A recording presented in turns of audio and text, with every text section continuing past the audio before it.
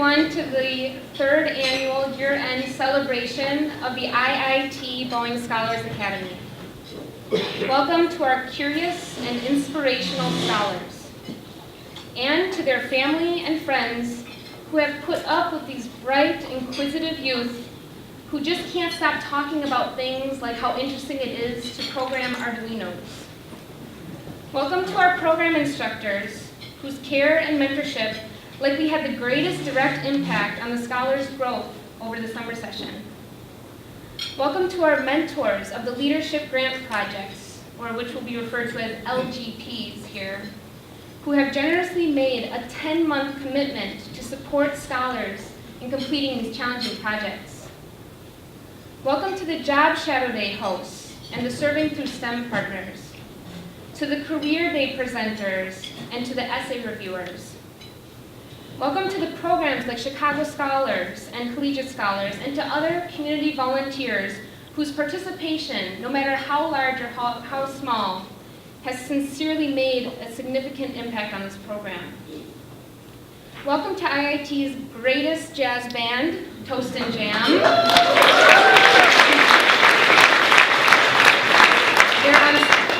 Their ensemble features both program volunteers and staff.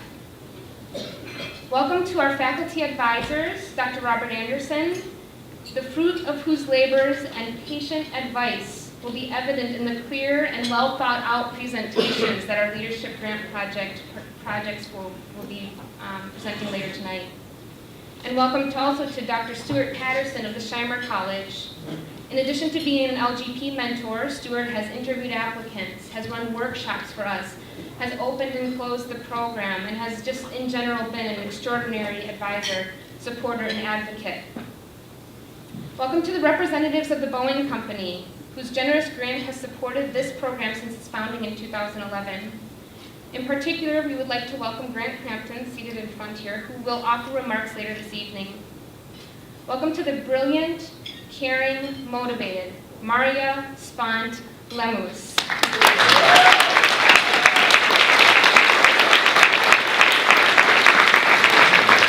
She's not only our former program director, but she's also the program founder. My name is Megan Mosina, and I'm the relatively new program director of what I have long called the best academic enrichment program in the city of Chicago.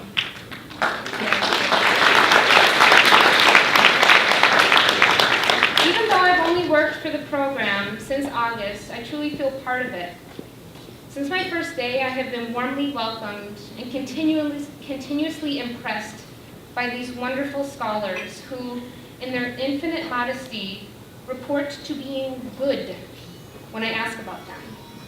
But when I dig deeper, they admit to having taken first place in a state math competition, or to having won an essay contest. They admit to having just met with and advised the top Chicago public school officials.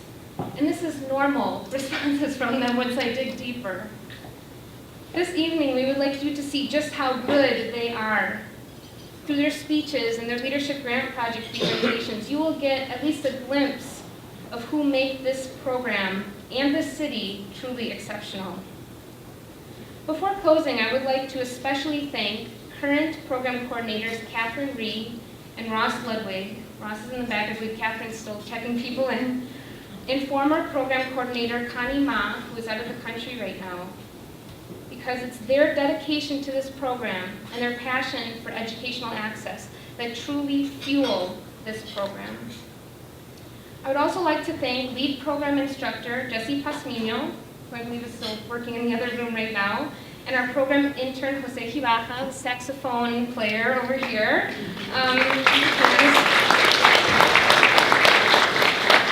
Some may call them student workers, but we consider them to be integral elements of our team. Finally, I would like to thank Vice Provost Gerald Doyle, our fearless leader out of whose creative brilliance blossomed this program. He will offer closing remarks this evening. So dinner will now be served, and we will begin with the rest of the program shortly. In the meantime, I hope that you open the colorful little boxes on your tables and enjoy the trivia questions that we have in the middle. Thank you all. evening, everyone. Sorry to interrupt your meals. Please continue to eat as well. My name is Catherine Ree. I'm a program coordinator with the IIT Boeing Scholars Academy. And I'm Ross Ludwig. I'm also a program coordinator for the program. We are incredibly proud, honored, and thankful to have you all here with us this evening as we celebrate the end of our third year of our program. It's been an amazing journey for us as well, and we've enjoyed getting to know each and every one of our scholars, as well as many of the family members, the volunteers, and many people that go into making this program possible. To tell you a little bit more about our program, at least in terms of who our scholars are, we wanted to, again, let you know that we've had 74 juniors go through the program this year with us, as well as 25 seniors, and they were selected from more than 300 applicants from each pool for their promises future leaders, their curiosity about the STEM fields, and their vision for positively impacting their community and the world. There's more information in general about our program on the back of your program for this evening, as well as our brochures outside by the check-in table as well. This year we have a total of 99 scholars hailing from 52 different high schools, and as you can see from the map, they come from all over the Chicago area, and so we're very excited about the diversity of our program as well.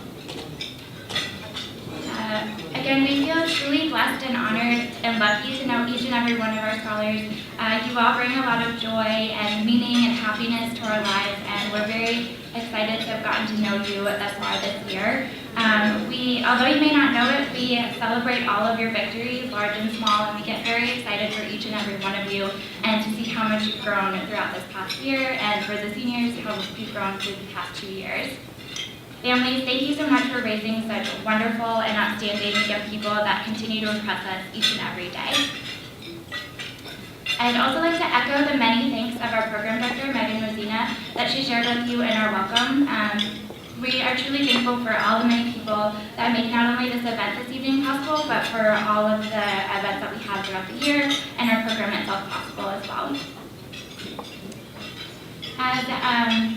Tonight we're here to celebrate the many successes of our scholars throughout the past academic year and the past summer program. As we've just wrapped up interviewing prospective scholars for our next year of our program to join our juniors that will be continuing, we are reminded of how far our students have come, but we're also asked pretty frequently, what are some of the best parts of the program? How do our students benefit the most? And so to help answer this question, Ross and I are going to share with you and summarize and highlight some of the most exciting parts of our program from this past year and some of our scholars' favorite things.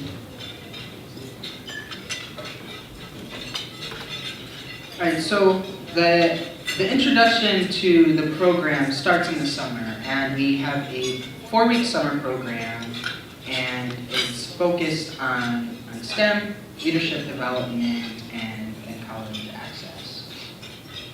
So I'll get to the first day of our program, but the second day of our program, we start off with something called design thinking, and this is a way of thinking that can be applied to almost any problem, and the scholars will use this several times throughout their 2 years with us. So we like to build that foundation the first day. This past summer, the scholars addressed the problem of a surgeon and a surgeon's assistant who are different heights, and the current solution is pretty abysmal, about 3 or 4 different heights of fixed steps and an adjustable table. So they came up with a bunch of different solutions that were a little bit better than that, and it was exciting to see them learn and grow throughout the process. We have a tiered curriculum in the program, and the first tier is something we call project challenges. We start off with these because they're classroom based, so they're a little more familiar and approachable, and they are 3 or 4 hour interdisciplinary problems, and they are set in a social context. So a lot of other STEM programs will teach you a lot about math and science, and some will even teach you, how you could use the math and science to do something, but often they miss the point and ignore the people involved. So we make sure that that is embedded in these challenges. And these challenges are developed by our program instructors who are advanced undergraduate students and graduate students here at IIT. One of the project challenges that we did this summer, but all three of them are listed here, but one of them was all about wind energy. And the first thing that students were challenged to do, given a whole bunch of information about things like wind speeds at different locations in space, and then also at different heights, and given some specifications for a turbine, given information about endangered species and where the power lines are, they had to figure out where would you place a wind turbine. They weren't given any other information about how this is actually done. They were just given the information and asked to do it. And they came up with some really good ways of going about that and some good solutions. And then they prototyped turbine blades and went through several iterations to see how efficient the turbine they could build. The second tier in our tiered approach is serving through STEM projects. And serving through STEM projects are real projects. And we work with a bunch of different organizations, and they're all listed here, to provide these project opportunities for students to work on. And the other core thing that is common throughout all these projects is the students are required to produce concrete deliverables and deliver a presentation to a real group of stakeholders who are interested in that work.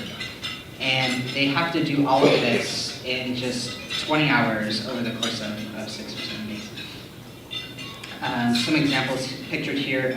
Students are on the Chicago River learning about just what the Chicago River is like, because they were working with Redwood Theater Company to develop prototypes of performance platforms for the Chicago Fire Festival, which is coming up. And they these didn't just have to float and be stable. They had to be good for people dancing, and they had to accommodate fire, and then they had to be sunk after the festival and be good for the river and help clean it. So they learned a lot through that project. The other projects listed here is mapping projects, and students looked at things like pothole data and data about food deserts. And then this project here, our students actually planned and delivered a hackathon to some other students. They learned about circuitry and soldering and coding, and that was a lot of fun. So I kind of allude to the fact that this is a little different than most other STEM programs. We really focus on developing the whole student, providing opportunities for them to find and be themselves. So you can see here, this picture at the top is from the first day of the program, and we do something called Cluster Olympics. So it's a little friendly competition. The scholars get to know each other, and this particular activity, we're trying to figure out how to get across opposite sides of the square with only a piece of paper and do it as quickly as possible. And there's another picture here from our Cluster Olympics. They're working as a team on a race on these skis, and it's a lot harder than it looks. And then we have, at the end of our program, this picture on the left is our most clusterific competition. So again, our clusters, they put together some kind of skit that shows their spirit and their love for their cluster, and this was the winning team this year. And at the bottom here, this is another a trip that our scholars went on. Some of our scholars who weren't able to participate in the hackathon went on a trip to Washington Park, and they learned about the Columbian exhibition, but they didn't just get a tour. They actually participated in a reenactment of some of the events.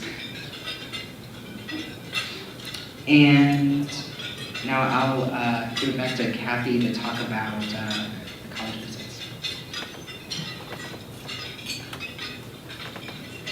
So over the summer, our scholars had the opportunity to visit 2 different colleges. They could either go to UW-Madison or Notre Dame, and we received a lot of feedback that they very much enjoyed visiting other college campuses to see what they were like, and 2 very different college campuses as well. And so we've taken their feedback seriously and would like to incorporate more college visits into our program in the future so that students can get exposure to different colleges as they continue to go through the program with us.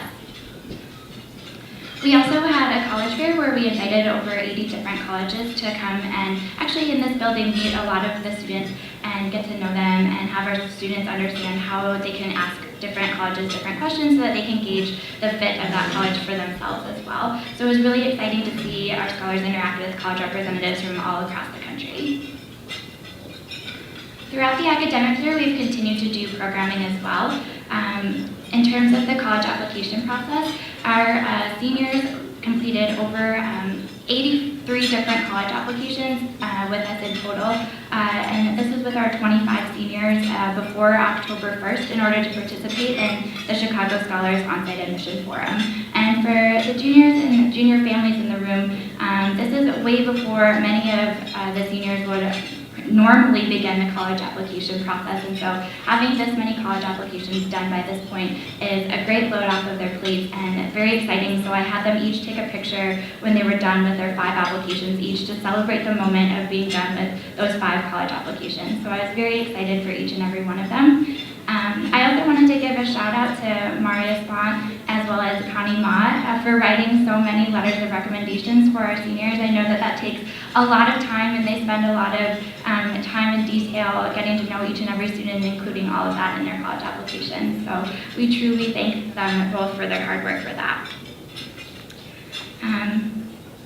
We also provided mock interviews for our seniors in order to help them prepare for the Chicago Scholars On-Site Admission Forum, because they're not only applying to these colleges, but they actually get to meet them in person and get to interview them, and the college admission counselors get to put a face to a name. And some of our students were even offered admission acceptances on-site. That's why it's called the On-Site Admission Forum. And so 22 of our seniors participated, and they received more than 40 acceptances in that one day, with many more coming and continuing after that as well. So we're very excited for the successes of our seniors in terms of the college application process as well. So these are some of the pictures from the Chicago Scholars On-Site Admission Forum. Students were there all day, so they brought homework to work on, they played a lot of games to pass the time, and also they were interviewing with those colleges as well. So it was a very exciting day overall for our students. Last year, 100% of our seniors went off to graduate from college and graduated from high school and went off to college. So 97% of them went straight to a 4-year university, and the other 3% entered a 2-year institution with the plans to enroll in a 4-year institution in the future. Soon after May 1st, we hope to have these same numbers for our senior class this year, and we'll be happy to share those with you after May 1st as well. And I'll pass it back to Ross to talk a little bit more about the other academic year activities. So during the academic year, we also do some STEM enrichment. We like to bring some interesting people. The Chicago Humanities Festival actually helped us bring James McClurkin, who is an expert in swarm robotics. You may have seen him on TV as well. And he brought his robots for students to play with and learn how that all works. And one of the most interesting things about this talk was how much he drew on the biological world for inspiration for building these robots. And then this other picture is of our liberal arts college night. So a lot of STEM programs will push their students towards STEM or a particular school, and we like to expose our students to as much about STEM as we can. But we also like to give them all the information about all of their college choices, because you can also study STEM at these schools, and a lot of people don't know that, but there are some advantages to going to liberal arts colleges as well, so that's what that was about. Another scholar favorite, one of my favorites, is the Job Shadow Day. So there were 8 different companies, there are only 3 of them up here, but our students spend about half of a day, and this happened on Lincoln's birthday, when most of our students were out of school. So you can see they went to places like the architecture firm Leonard Baker, construction company North County Inc., and the Shed Aquarium education department. Something new for us this year was teacher professional development. So we wanted to share some of the things that we really love about our program with teachers, because it's great to bring all the students here and do all this really cool stuff, but then if it doesn't spread any farther than that, then we really have an island of success. So we wanted to be able to share some of what we do with teachers, and we brought them here to learn a little bit about Arduino and Raspberry Pi, and we also brought out-of-school educators and librarians and museum educators, so they all work together on these things, and it was really fun. And I mentioned the tiered curriculum. This is the third tier, leadership grant projects, and you're going to get to hear a lot more about this from our scholars a little later on. So I'll just talk about it briefly. Each of our scholars will work on a project as a junior and their senior year if they so choose, which they care about in their community. And they work with a group, so we spend some time getting to know each other and what they each care about, and they form groups that way. And then we, towards the end of the summer, pair them up with a professional who volunteers to be a mentor to them throughout the academic year. And through the academic year, we provide workshops, which is what these pictures are some of our workshops, to give them some skills like project management, as well as giving an opportunity to share with each other what's going on, and so they can troubleshoot with each other the common problems that they have with communication and collaboration and stuff like that. This is a picture of the certificate that all the scholars will receive at the end of the evening, and one thing that's a little different from most certificates is we put the picture up here at the top so that you can remember all of the scholars. You can, excuse me, you can remember all of the scholars that you shared this experience with, and we hope that you've built some lasting friendships and will continue to reach out to each other and learn from each other. We chose this particular photo because almost all the scholars are in it, and as you can see, they're having a pretty good time. And last, I'd just like to give you a reminder that there is a survey. We really value the scholars' feedback, and we use it every year to make changes to our program and make it better. So if you've not filled out that survey, please do so before the end of this week. And I'd just like to say thank you once again to all of our scholars and all the families who are here, and to all of the mentors who are here, and all the volunteers who are here, and to Maria, who is the founding director of the program. Without her, I wouldn't have this great program to work on, and she's been a real inspiration to me, and I just want to say thank you to her.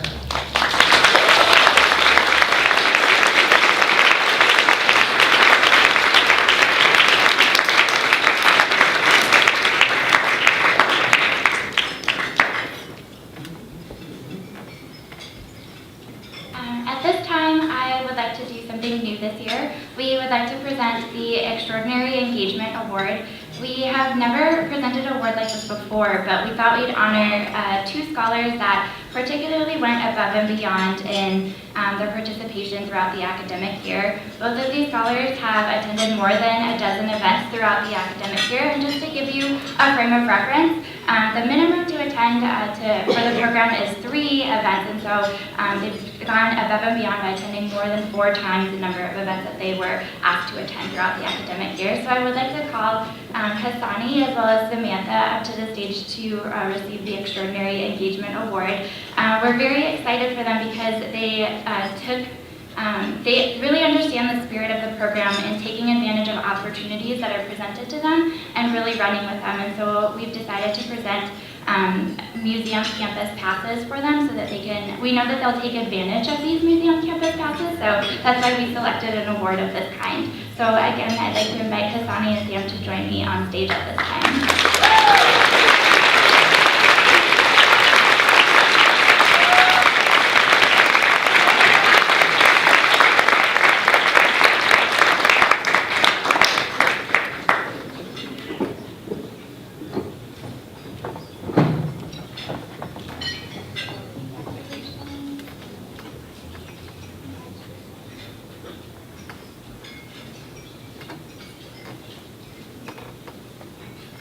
Thank you.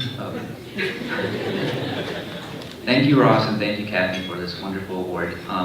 I'd just like to say that attending these events was really fun. I especially enjoyed James McLurkin when he presented his swarm robots, and an outside of Boeing event at the University of Chicago, where they spoke. A woman from the University of Chicago spoke about careers of the future and the many possibilities that STEM can offer.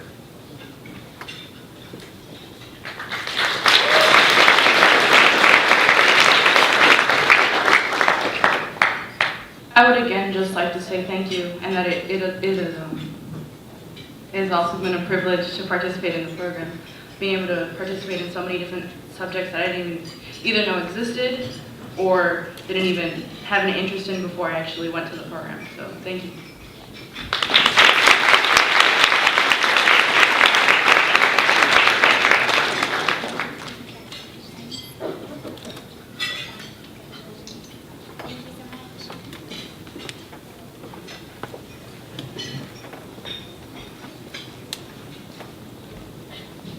At this time, we'd like to call up our student speakers who would like to share some remarks about how this program has impacted them, as well as provide a thank you to the Boeing company as well. So at this time, we'd like to invite Tradarin, Kaylin, Tyler, Odalis, as well as Jalen up to the stage.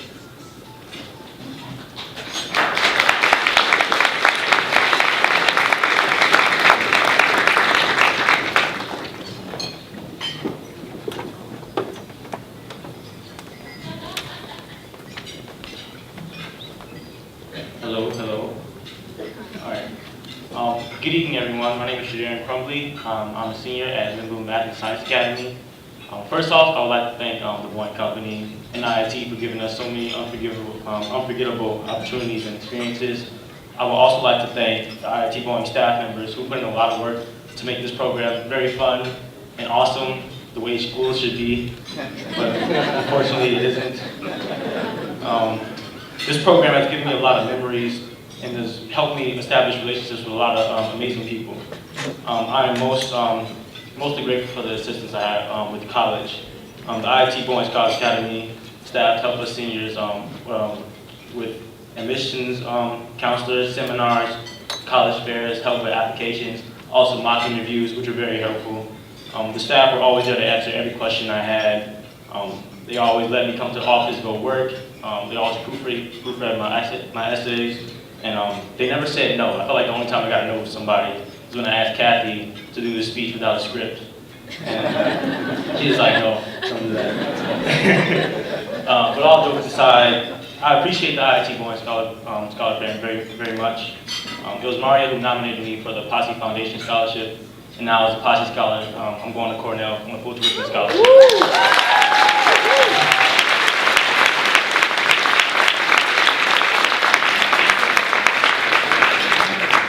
Who knew? My experience as an IIT Boeing Scholar has been nothing short of fantastic. And it's through this program that I learned a very important lesson that we are not too young to impact our community, and we're all capable of impacting the world. Thank you for your time, and I would like to introduce Kaylin Cousin.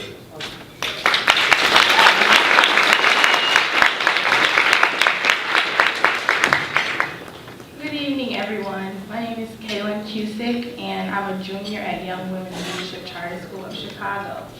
I would just like to say that the IIT Boeing Scholars Academy has given me exposure to so many different beneficial opportunities and activities, To name a few, you've seen the Serving Through STEM projects and Leadership Grant projects.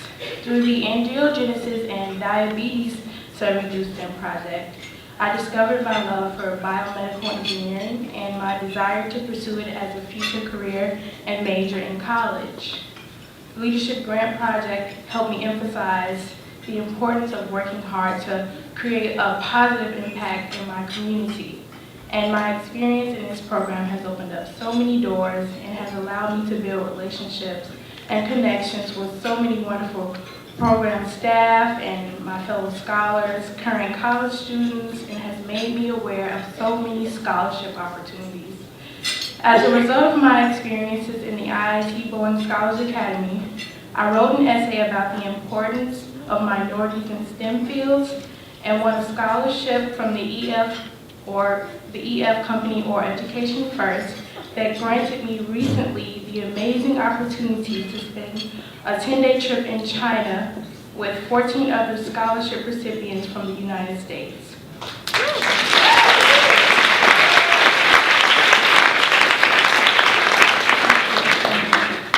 I was also able to have an article published in Huffington Post Teens where I wrote about how the IIT Boeing Scholars Academy helped me discover my love for STEM. I can truly say that the IIT Boeing Scholars Academy has been the gift that keeps on giving. So thank you to everyone who makes the IIT Boeing Scholars Academy everything that it is. All of your hard work is greatly appreciated and makes a positive difference in each and every one of our lives. So thank you. Now I would like to introduce Tyler Portis.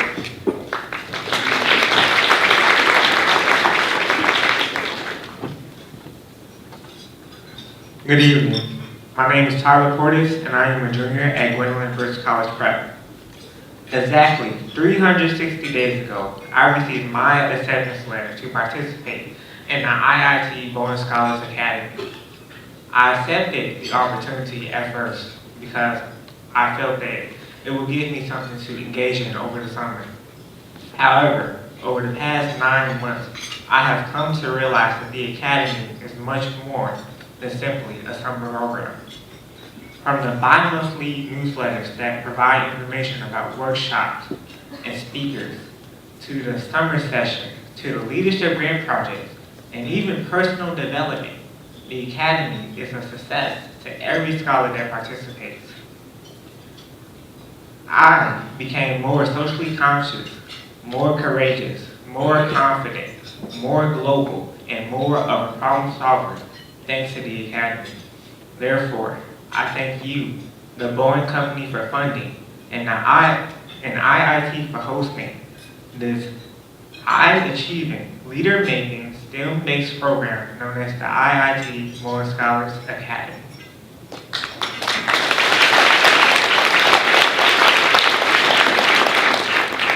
I would now like to introduce Adalis Rodon.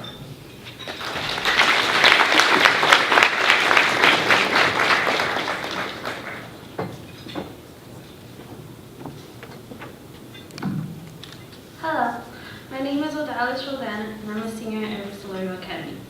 So these past 2 years have been like the best experience of my life. I've met amazing people that I can now call my best friends. I now have wonderful mentors that have helped me succeed in school and in the dreadful college application process. We all work together in accomplishing great things that some kids can only dream of doing. Thanks to the Boeing Academy, the students from all over the city could come to one place and experience such an amazing thing.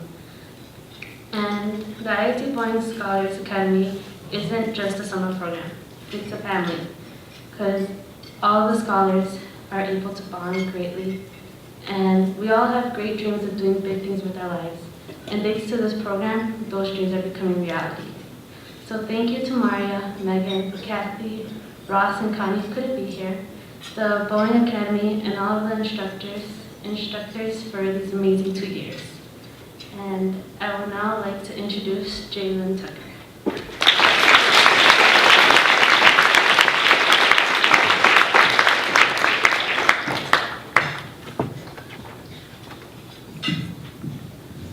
Hi, my name is Jalen Tucker. I'm a senior at Lindblom Math and Science Academy. And as I reflect over the past 2 years at the IIT Boeing Scholars Academy, I can't help but feel thankful for all the opportunities that was made available to me.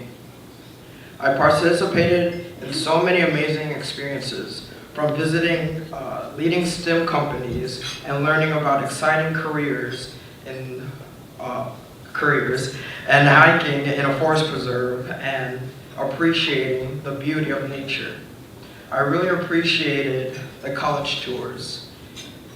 It was a fun, and it allowed us to experience college, different colleges that we might not have a chance to experience for ourselves.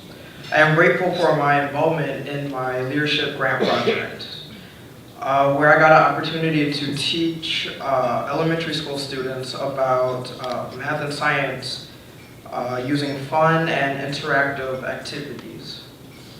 I have learned so much from the other Boeing scholars and made great friendships. I am blessed to be affiliated with such exceptional group of students and that live all over Chicago and beyond. We learned how to work together effectively and generating innovative ideas when faced with unique problems to solve. I am most grateful for the IIT Boeing staff and mentors who put in their time and effort to make sure we are all headed in the right direction. As I go forward and pursue a degree in engineering, I will truly miss my Boeing family.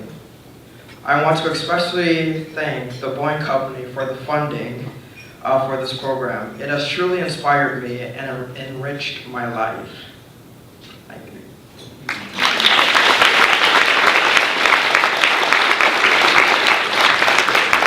And we would now like to welcome Grant Crampton from the Boeing Company to accept a token of our appreciation and to give some remarks.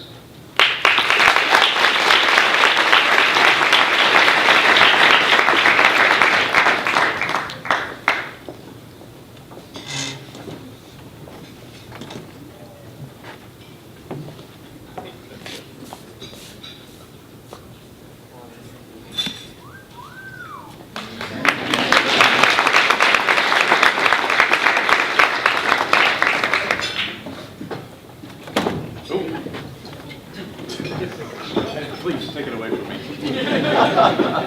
All right, hello everybody. First, I have to confess, I was here last year, and I was secretly hoping that those airplane-shaped cookies would make an appearance again this year, and they have. So I am very, very happy. Doesn't take much for me. So this is really amazing. You know, it's kind of funny every time that I come here to IIT, somebody always comes up to me and says thank you, and thank you to Boeing, which is wonderful. But it always catches me off guard because I am just so grateful for what all of you do. Jerry, Maria, Kathy, Ross, Megan, everybody involved in this program, and of course the students, unbelievably impressive. I mean, I am very, very honored to be a part of this event, and I hope that all of you students in the program know that you make Boeing look very, very good with the things that you do. I mean, listening to your travels to China and writing articles for the Huffington Post, that is outstanding. So again, I am very honored to be here. Obviously, Dr. Tracy, our Chief Technology Officer, could not be here tonight.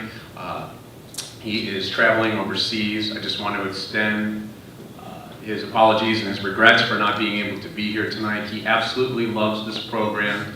He loves working with all of you. He loves working with the students. This is his zone. He would be here if he could be, but he extends his regrets for not being able to be here this evening. So with that, congratulations to all of you for completing this program. This is really amazing. I'm going to just talk about a few quick things and then get off the stage. But the first thing I'd like to talk about is something that Dr. Tracy would certainly talk to all of you about.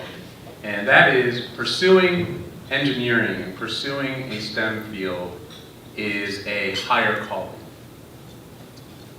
And what that means is that all of us in this room that are pursuing a STEM field or have a STEM background, we are all motivated by tackling global problems, tackling big problems, or just tackling problems in our community.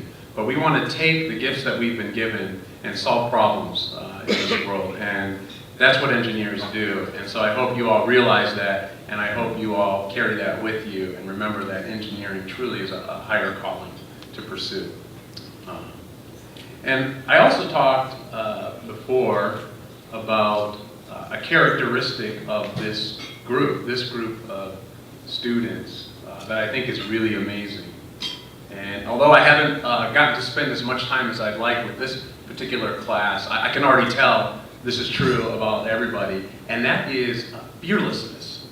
It's just amazing to me how fearless everyone in here is when it comes to laying out the projects that you want to work on and the things that you want to do and the impact that you want to have on your community.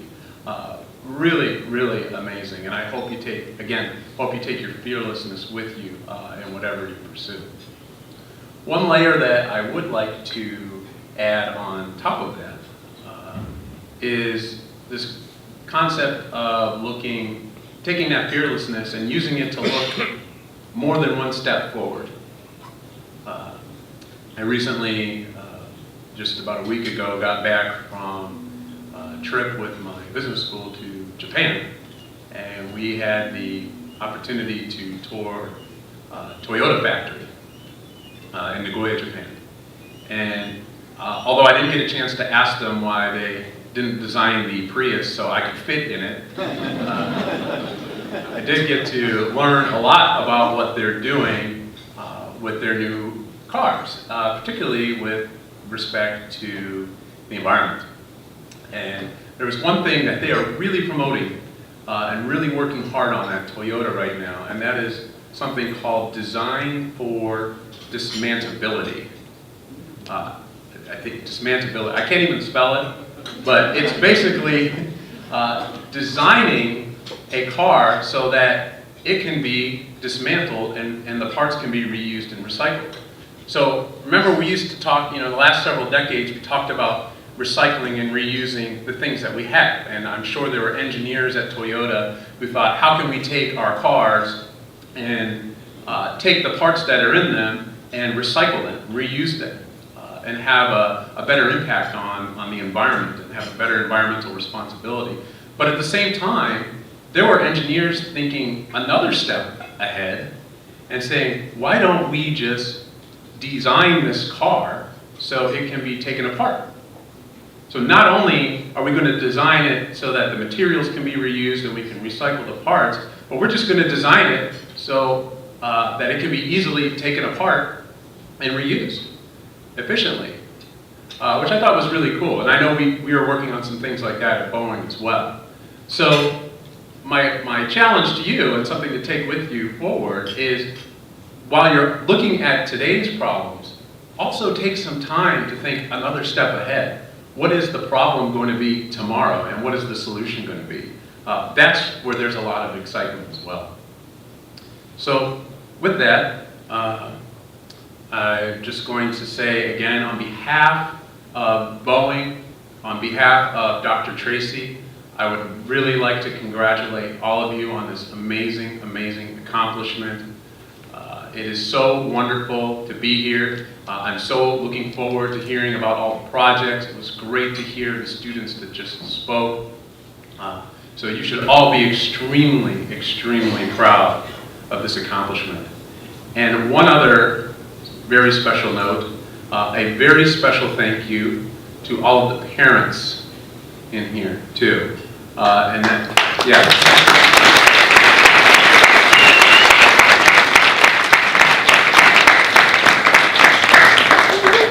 that is not just a thank you. That is a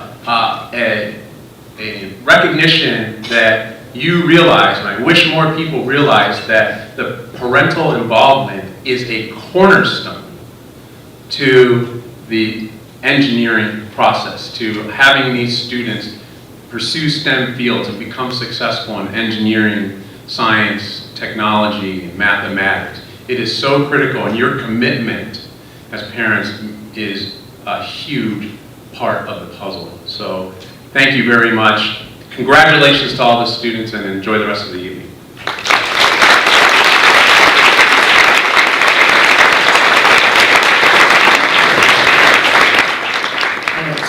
As I talked a little bit about before, all of our juniors work on something we call leadership grant projects. And the initial idea was to have students make proposals for projects they might like to do in their communities, and then we would have a little contest and give away some money for some of them to be implemented.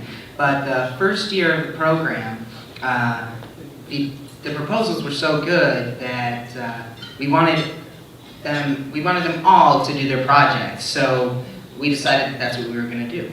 And now all juniors work on a leadership grant project. And as I said before, this is a project that they completely create themselves. So they identify the problem and define it, and they generate ideas for how they want to address that problem. And they get to struggle with all the problems of meeting with people from all across the city, and the problems of putting together a project plan, a budget, and acquiring everything that they need, and they really get to take ownership of every step of the process of completing the project. And I don't want to say any more because I think that they'll do all the talking for me, and you'll get a really good sense of what these projects are. So I would like to welcome the first group to the stage, Team Active.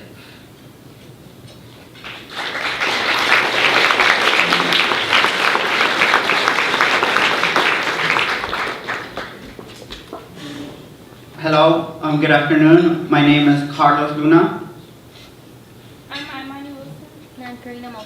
And the rest of our group is Amber Fang, Roman Picture, and Shakira Grant. And our mentors are Catherine Langman and Bhupesh Mishra, and we are Team Active. So we decided to take on the issue of obesity among young. It is a major health problem across the nation, in which it will be it's a factor of other major health issues such as heart disease, diabetes, high blood pressure. And the children are not aware of a healthy lifestyle. They're not aware of a proper diet and a proper exercise. So we partner with Valentine Boys and Girls Club in Bridgeport, and we work with a group of children, 3rd and 4th graders. And we did this almost every Friday, starting on October until the end of our LGP, which was March. Our goals of the program are to introduce healthier living habits among children, and so they can impact others around them, or like spread the word to their friends or family, and they can just create a healthier lifestyle for people in their lives as well. Activities we did consisted of a food pyramid, where we had the children cut out pieces of food and they placed it in the right food group in the pyramid. And we also did fruit cutouts, where the students cut out fruits and they wrote facts about the fruits and ways that it can impact their health and ways that it can help them. And we also had a Frisbee day where we gave all the children Frisbees from IIT, and they really enjoyed playing with them. It was a fun activity. And we also had active days where we played a lot of games like basketball, birthday tag. Their kids really loved that game. Kickball, and we did other physical activities. We also awarded the children with prizes based on their good behavior and way they wanted to involve in the activities. It was really good.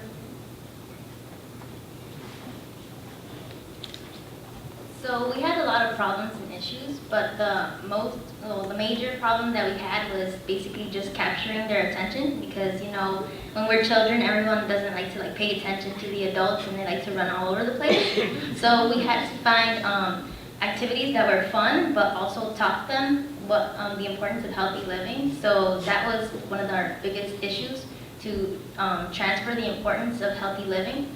And that was hard as well because some children were they just didn't want to pay attention to us and they just ran all over the place and ran away from us.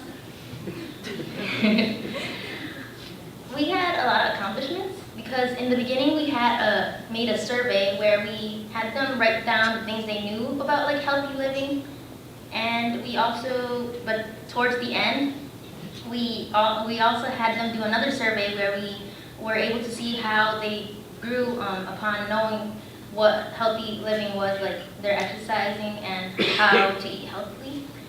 And so we also were able to accomplish how to successfully run a program because it's not easy having to make all these lessons up and have everyone show up on time. And by this, we were able to improve our leadership roles because in the beginning we had an adult supervise us, but towards the end, everyone started believing in us more, and we were the ones who were running this. It was just us. So towards the end, we were able to improve our leadership roles, and we were able to also have a lot of takeaways, both ourselves and the children, so we were able to learn alongside them as we taught them.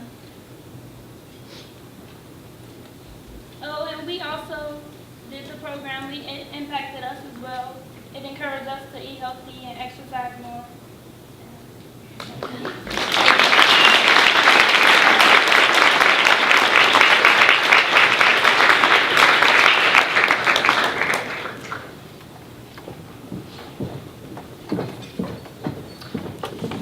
And let's welcome the next group, Breaking Barriers.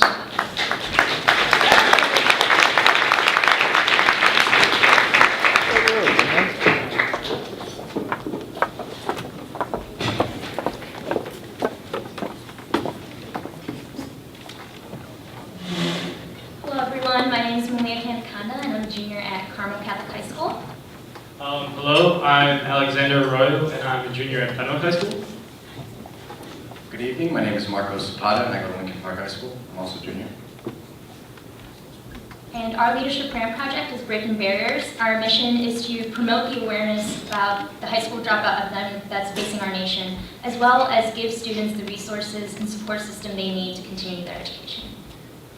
The rest of our team members include Sam Hodge, Christina Kubek, and Angie Perez. We'd also like to take this time to thank our fabulous mentors, Adam and Cherie, for constantly giving us support. Okay, so I would just like to introduce the presentation of some interesting and actually scary statistics. Only 8% of students from low-income communities will graduate by the age of 25. 51% of individuals in prison are actually high school dropouts. And 52% of dropouts are currently unemployed and living below the poverty line.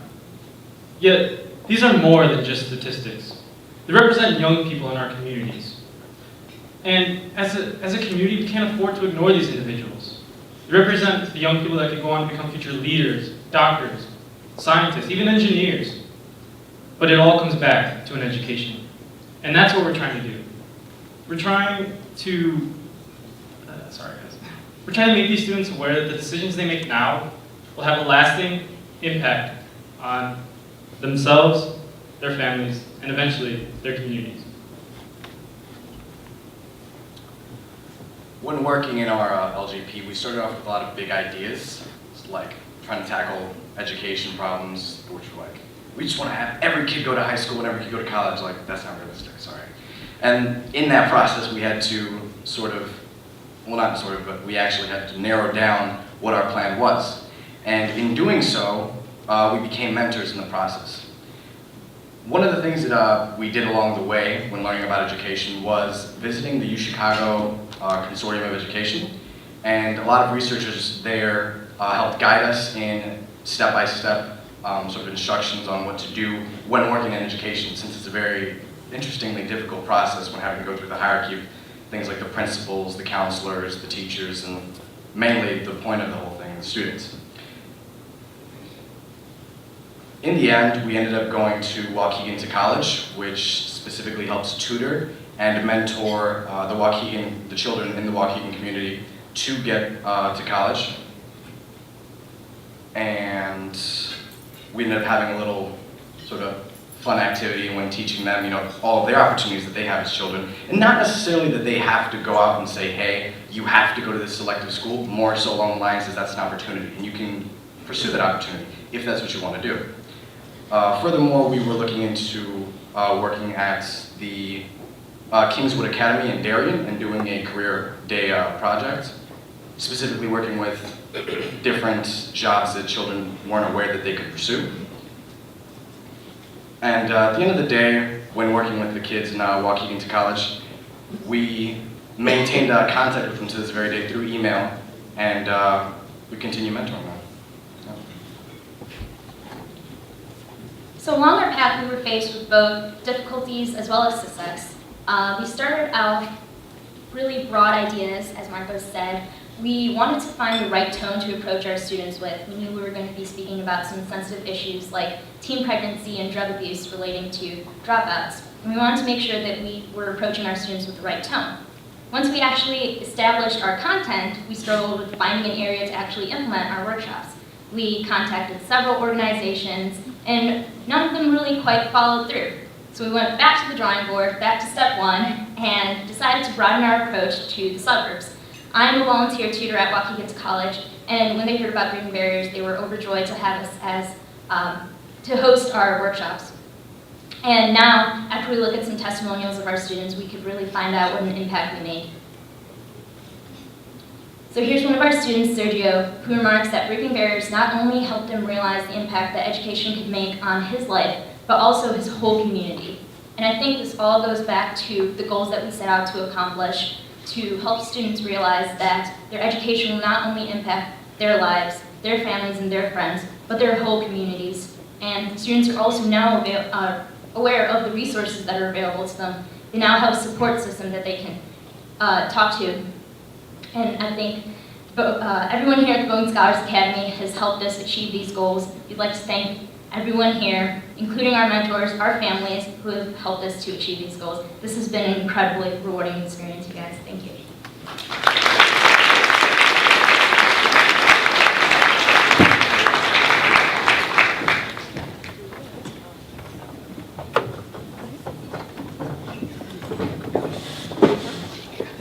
All right, so in case the message didn't get to all the mentors who are here, if you're here, if you join your group, on the right side after the presentation for a picture. And now I'd like to welcome the next group, Closing the Gap.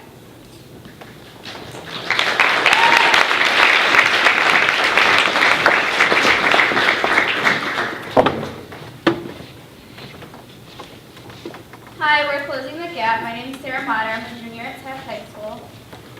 My name is Jessica Calderon. I'm a junior at Phoenix Military Academy. My name is Casey McKenna. I'm a junior at Northside Prep. Hi everyone, I'm Nate Brown. I'm a junior at St. Viator High School. Hi everyone, I'm Kaylin Cusick, and I'm a junior at Young Women's Leadership Charter School. I'm Tandoi Norwood, and I go to Johnson College Prep. Okay, a little bit about our leadership grant project, Closing the Gap, is our main goal was to stop the isolation between children with disabilities from children without disabilities. So we wanted to get rid of the misconceptions about them and break the social barrier between the two. Our group wanted to create an environment that was both fun and safe where kids could learn together and allow the kids to interact with one another. Okay, so we had a few big challenges at the very beginning. We had sent out emails to dozens and dozens of schools, and 2 answered. And we ended up getting in touch with a school on the northwest side called Solomon Elementary. And we had to meet with the principal, and we were all very nervous because we're just a bunch of teenagers going into the school trying to start this program. But the principal ended up being really supportive, and we all worked together to make this a success. So our first meeting with the school was with the kids at the school was on February 28th, and our most recent one was on March 21st. But we want to continue them. And we'd like to thank our wonderful project mentor, Andres, who's back there crouching. And he helped us so much with communicating and getting this project started. And we'd also like to thank Best Buddies, which is an organization kind of like ours that creates one-on-one friendships between those with and without a disability. Okay, our first meeting with Solomon was on February 28th. And what we did is we took both the special ed class for 5th grade and the regular 5th grade class, and we integrated them together, and we made the children sit with somebody who they were not familiar with.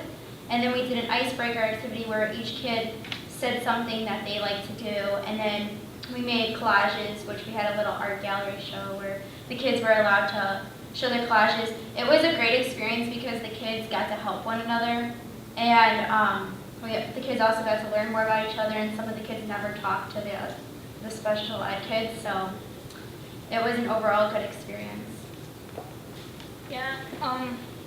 The future goals of closing the gap is to definitely continue and extend our program, because we don't feel that we could just send our message with just 2 or 3 meetings with the students. We want to establish a long friendship between the students.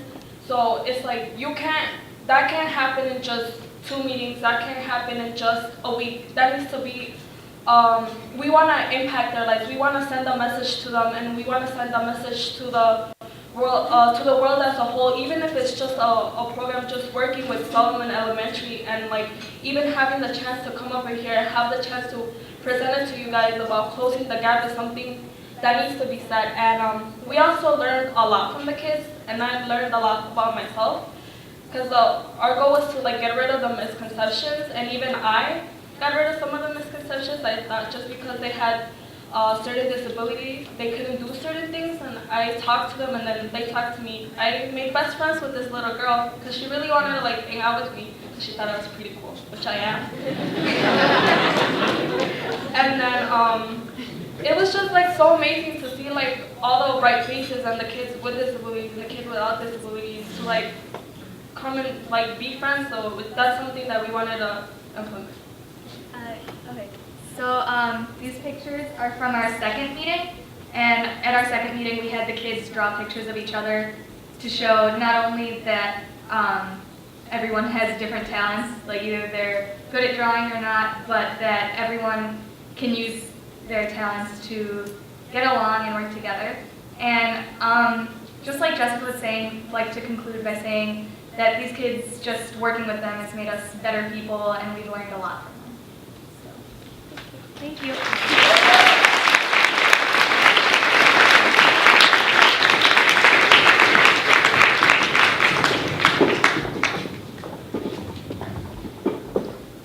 All right, so I'd like to welcome the next group, Energetic.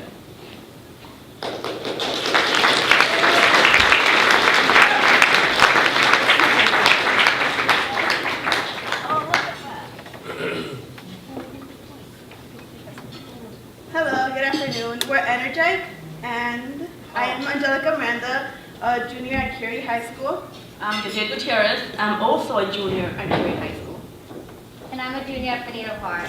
Yes, and our mentors were Mary Pat Barbary and Mike Liska. Okay, so one of the issues that we mainly wanted to focus on was high school students. Now, one of the things about high school students is that we have to wake up pretty early. And in the morning, you don't have a lot of energy, so there's low concentration and low energy on our students. We also wanted to touch on the fact that society wastes a lot of fossil fuels. So, students live 1 block away from school, and they're getting driven to school. So, that's a lot of wasted fossil fuels.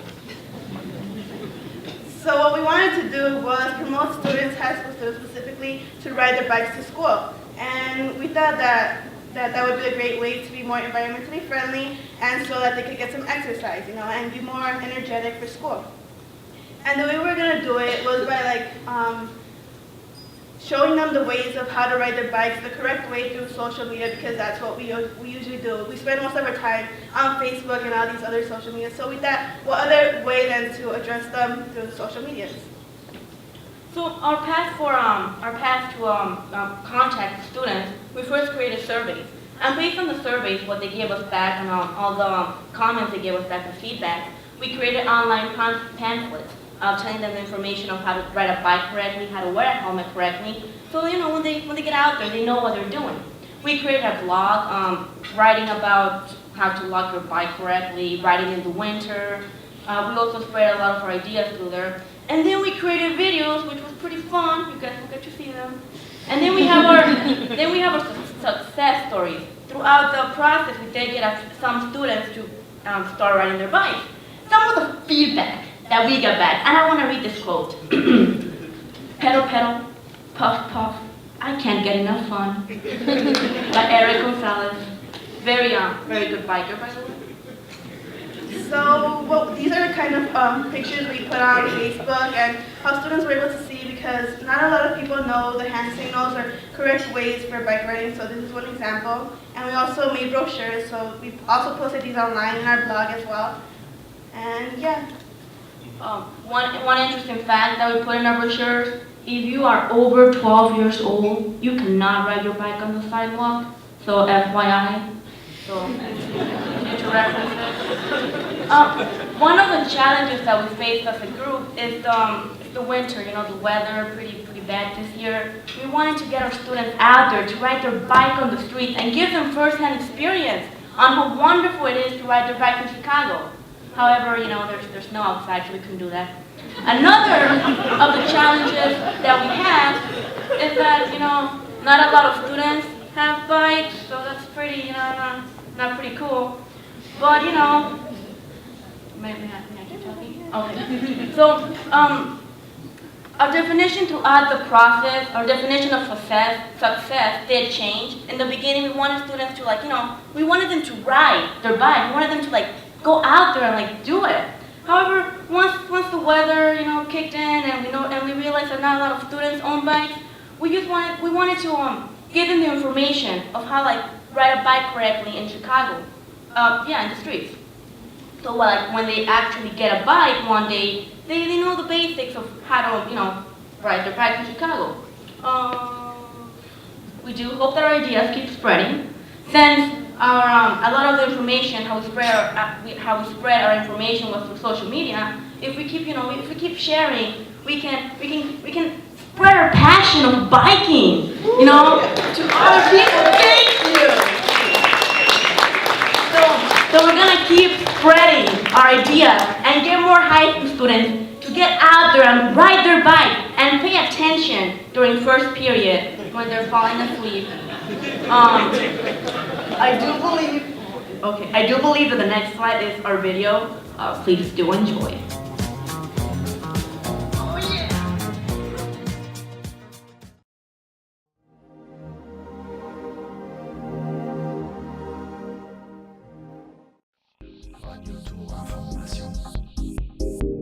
Transmission, télévision, reportage sur moto, caméra vidéo et photo, les équipes présentées,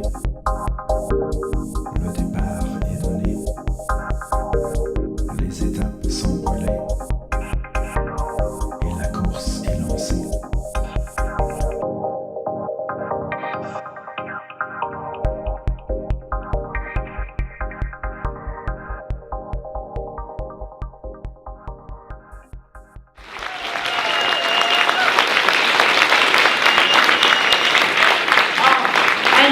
Just to quickly finish this off, we want to thank our mentors, Mary, Pat, and Mike. They weren't able to make it, but they're still awesome. And thank you, Ross, and everybody else. Have a wonderful evening, everybody.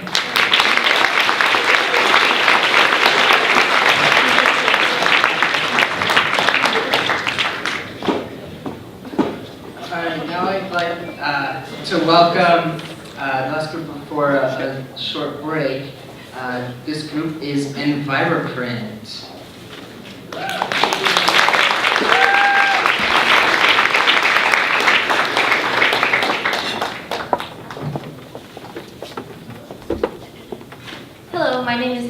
Martin. I'm a senior at Whitney Young. Hello, my name is Ruben Martin. I am a junior from Jones College Prep. Hi, my name is Latoya Overton, and I'm a senior from Jones College Prep, and we are in BioPrint. We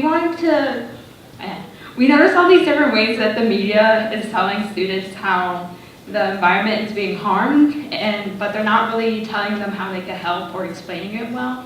So we wanted to create a way so that they can create a positive imprint on the environment.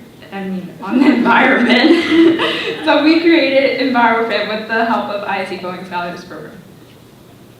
Okay, so we wanted to create this understanding of how they can make a positive imprint on their environment. So this is a continuous program from last year. We did 15 weeks last year, and we focused on global warming, prototyping different solutions to daily problems, and also biodiversity. And this year, we wanted to focus on food and agriculture. So first off, we presented an overview of what food and agriculture was. So we focused on food production, such as the difference between organic foods or inorganic, impacts on the environment and what pollution was and how erosion was damaging our environment, and also how to make healthier food choices. So teaching them about local farmers markets and how to get the better, healthier foods. So we did a lot of different interactive activities because you also needed these elementary kids to pay attention but have fun at the same time. One of the activities we did on the left, you can see it's a screenshot of the film Food Inc., which is a documentary on our food industry. And so this just showed them how different our world is now and how we changed our food production so much that we created food so fast, but there were so many negative impacts as well. And on the right, you can see there's a picture of when we had a short mission activity where they designed solutions to different food production issues and how to prototype different solutions. So for example, if the issue was that you are from planet Z and you're running out of room to plant crops, and so this would teach them how to use vertical farming as a solution. And so to wrap it up, we played Jeopardy, which was a really innovative and fun way to get them to recall everything they learned from us. So we had the different topics: animals, healthy food choices, environmental impacts, food production, and miscellaneous. And the 400-point miscellaneous question was, what are our names? And everyone got it right, which was good, and they were super happy because they got 400 points from that.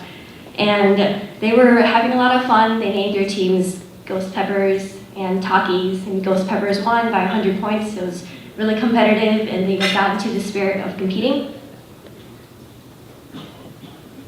And so our project the successes didn't come with some setbacks. Originally, we had 3 schools in mind. We ended up doing Skinner Elementary. Also, there was another problem. A lot of our group members were from the 12th grade, and though their seniority did help us tremendously later on, in the first few stages of the program, college applications and college interviews really interfered with the whole process, but ultimately we did progress the program and it turned out to be a great success.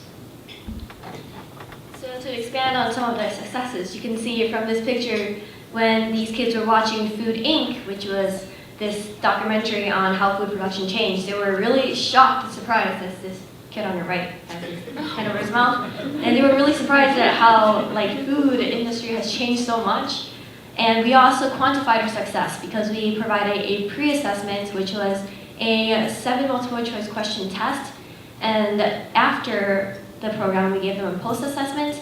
And before, they got about 1.4 questions right. And afterwards, it was a 3.7 choice questions accurate. So that was a really significant difference because every child improved their score. No one deproved, no one even got the same amount of questions right. They all learned something new. So that was a success for us. So now, with our program, we want to say goodbye to the seniors because we want to hand it off to the juniors. We also want to expand to more schools since we've only done 1 school so far. And we want to include more volunteers from Key Club and National Honor Society and other students in our schools. And we want to have them go on more field trips. Last year we went to the Whitney Young greenhouse, and we want to go to like the field museum or something like that. Okay, and just one more note, we really want to give a huge shout out to our mentor, Brett, because he was really supportive the whole way, and he gave us reminder emails. He would encourage us when we were feeling not very optimistic, and so with his help, this became a reality for us. And so thank you very much, Brett, and thank you to the IIT Boeing Scholars for making this a dream come true.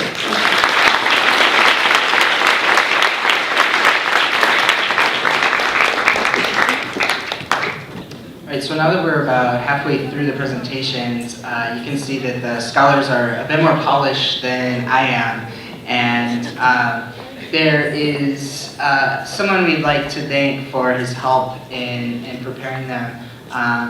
Dr. Bob Anderson, who has been with us since the beginning of the program and volunteered in many ways. He's been instrumental in teaching our scholars about project management and helping them prepare their presentations and giving them great, honest feedback. And I'd like to welcome Bob to the stage now. We have a small gift that scholars would like to present to you.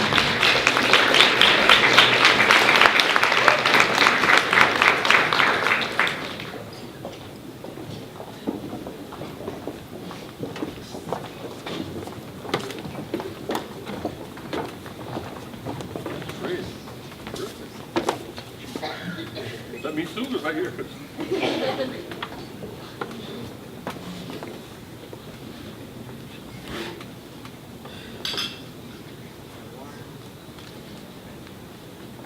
you very much. Appreciate it.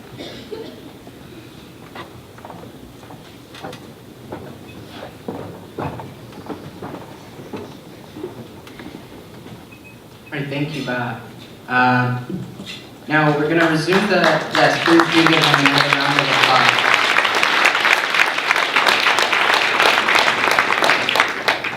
And you may not know that Bob Anderson has recently retired because we see him just as much around campus volunteering in many other ways.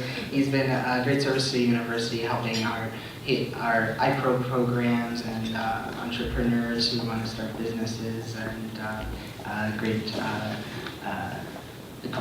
asset for the university.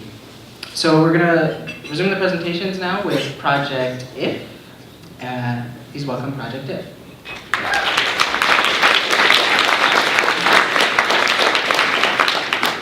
Hello, my name is Anna Blinderman. This is Ruka Bello, Stella Chisotis, Stacey Lamb, Will Huckabee, Louis Medina, and they couldn't join us today, but we also have in our project Miranda Jenkins and David Guzman, and our project mentor, Tracy McGee.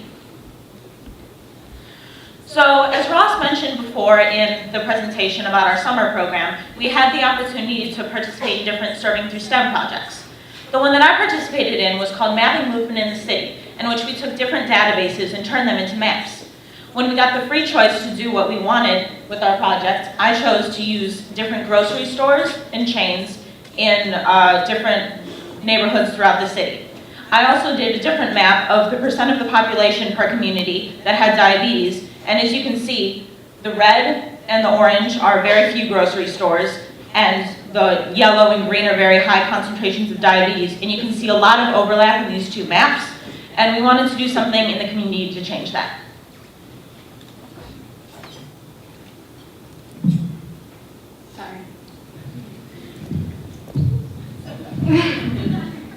Okay, so Project IF is all about raising awareness of food deserts. A food desert is an area where it is difficult for families to obtain healthy food. Not being able to access healthy food can lead to many long-term health issues such as diabetes. And our original plan was to create an urban garden that would help increase food distributions in the communities and establish an alternative food source. But like any other group, we had a change of plans. We weren't able to maintain an urban garden in the winter, so we decided to do something that would not only benefit the communities, but we decided to do something that we can share with the world.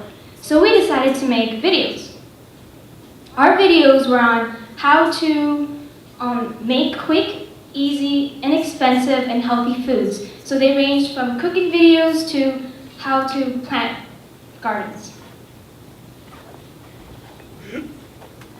So for our videos, we have 4 of them, now 5. But the original plan was to have 4 recipe videos that concentrated on these 4 aspects: easy recipes, recipes with affordable and accessible ingredients, which leads back to food deserts. And we wanted them to taste good because we wanted them to be appealing, even though they were healthier options, and we wanted to improve people's diets in this way. So we have been very successful in several things. We have created a Facebook group and we have 400 Chicagoans, and this reaches people all throughout Chicago, so that is how we know they impact food deserts. And also we have a YouTube channel, which contains the 4 videos that Stella was talking about. From this, we've learned how to work in a group, and we also learned that having self-motivation is key to accomplishing a goal, especially when people are working together and collaborating ideas. So our message to you and to everyone in Chicago and the world is that everyone should be able to eat healthily, no matter where you live or how much money you have. And the lessons that we learned through this project was about learning about group projects. We learned about leadership because we all learned that you need to have motivation and you need to be able to motivate your group members in order to get a project accomplished. We learned about teamwork, which is more than like 6-year-old, let's work together teamwork, but teamwork in a group of people from all over the city and keeping them motivated. And we learned about changing our goal from a bigger, broader vision of an urban garden to one that would have more impact and was more realistic, which was having recipe videos. And the most meaningful thing we learned through this project was seeing and volunteering in urban gardens, which we did through the fall, and it helped us learn about other people's efforts to end food deserts and how they're raising awareness in their communities. And our future plans is to put out the videos. The first one is up today, and we're really proud of that. So this is our group. Thank you.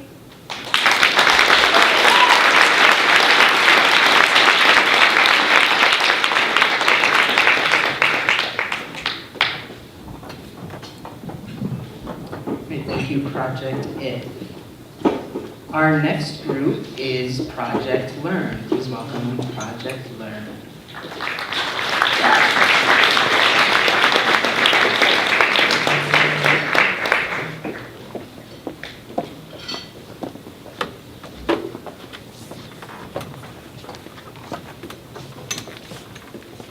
Hello everyone, we're Project Learn. My name is Intisar Mohammed. Our group members are Jalen Tucker, Amal Mir, Hassani Valdez, Ralphie Zavala, and 2 members not here today are Robin Younger and Tiffany Montgomery. So the issue that we were trying to tackle was the fact that in America, less students are graduating from STEM fields due to lack of their interest in the subjects. And as you can see by the graph, China has almost around 9 times more STEM graduates than in the US. And this could be due to various factors such as just the lack of interest, the lack of proper resources and encouragement in their schools. And the way we decided to tackle this was by taking small steps and focusing in our community.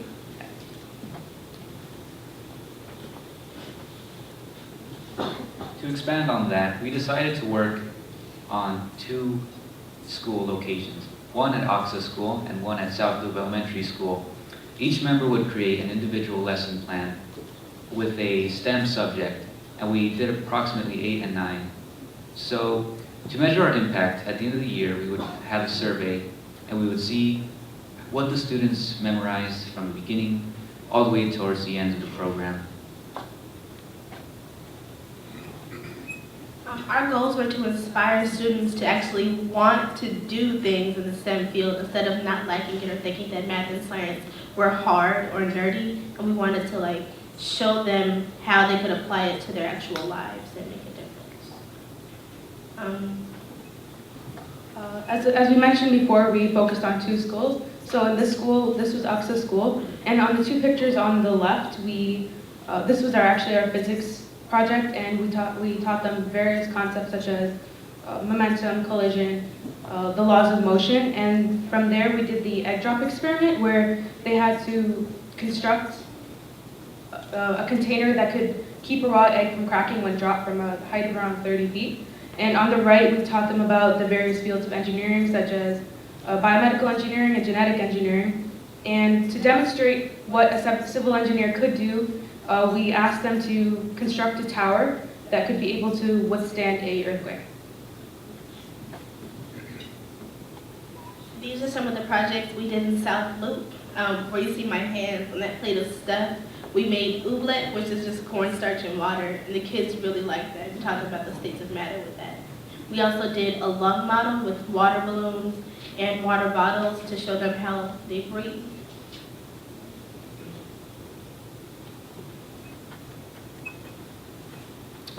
As the program went on, we saw that the students were really engaging our projects from their questions, their comments, and their participation.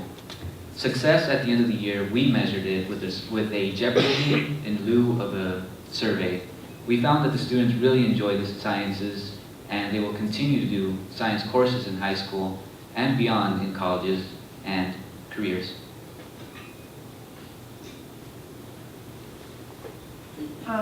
I feel like the things that we took most from this project are really learning how to be leaders, because keeping a room of 20 or 30 9-year-olds and 10-year-olds occupied is difficult. So that was one thing we learned, and also it was kind of hard with the 9 of us in a group to get all in one place or talk about the same thing at the same time, or sometimes one person didn't get an email that everyone else did. So communication and leadership skills are things that we took a lot from this. And even though they're hard to occupy, little kids are really fun to teach, and they're really cute. My little boy, TJ, he said I was one of his favorites. All right, thank you.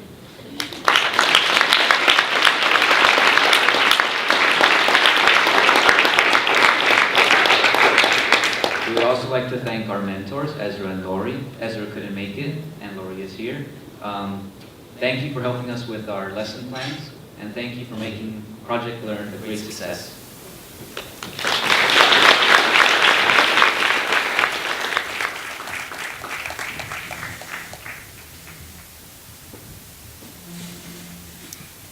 All right, now I would like to invite Alta to the stage.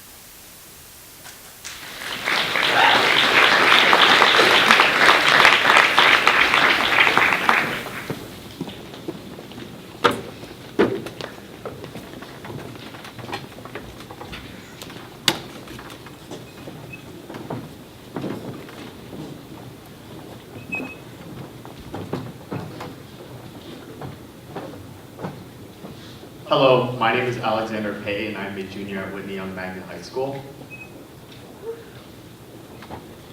Good evening. My name is Ron Rezo, and I am a junior at Chicago Math and Science Academy.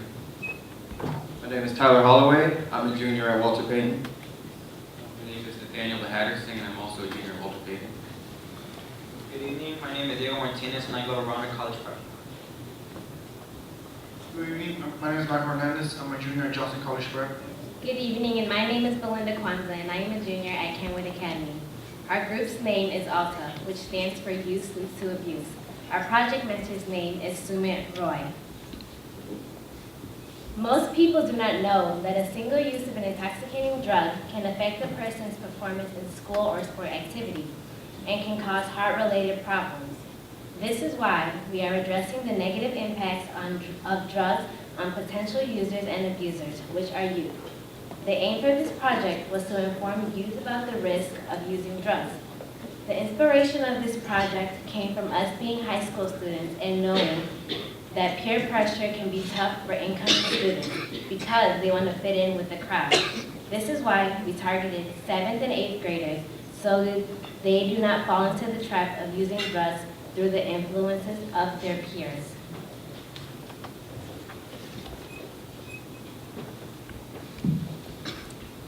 To address this problem, our group made a website and a reenactment video.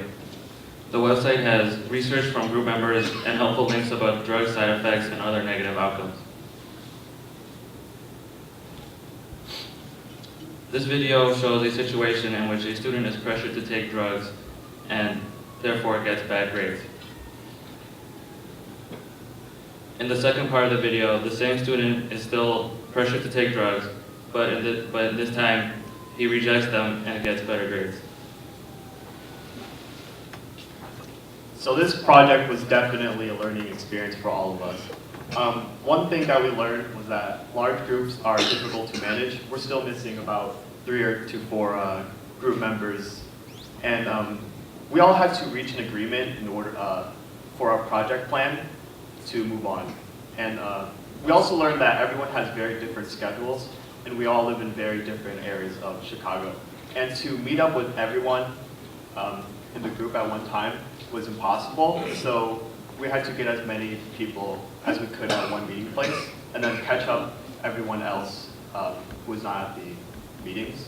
And we also learned that procrastination is inevitable. No matter how well you plan to do something, you're always rushing to do something at the last moment. And our goals changed in order to be accomplished. Originally, we wanted to visit tons of different schools and do activities, but we learned that this was not possible, so we had to change what we were doing.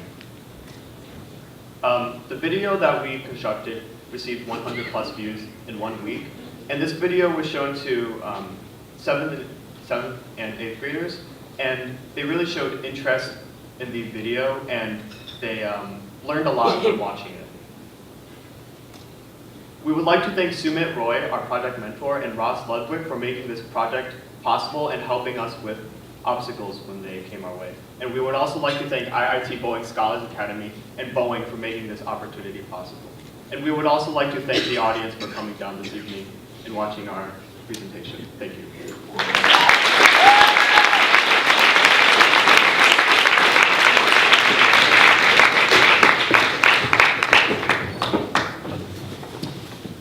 Please welcome We Want a Voice to Express.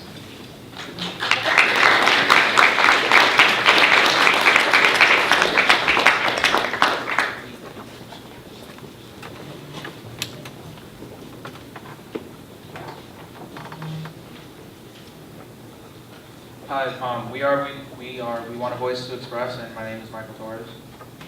Good afternoon, my name is Genesis Rivera. And Hi there, my name is Sergio Sanchez.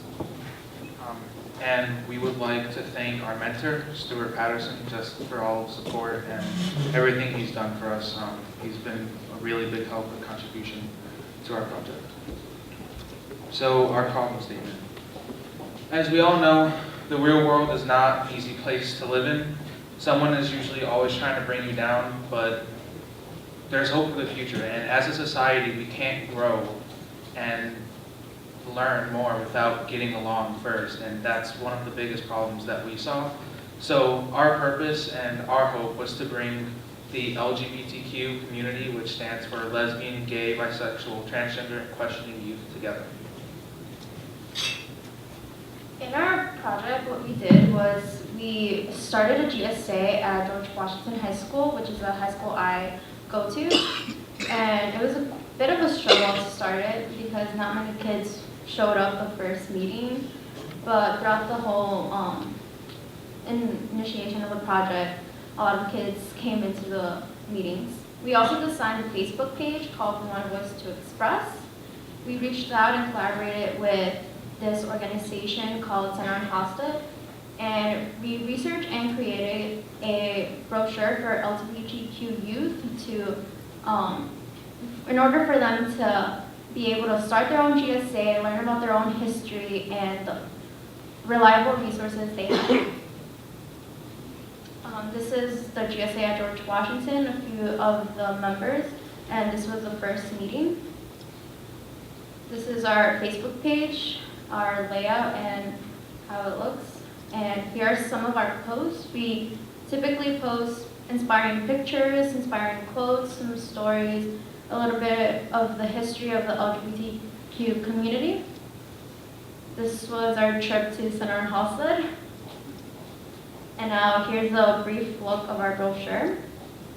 As you can see, there's resources, how to start the GSA, and the history of the LGBTQA community.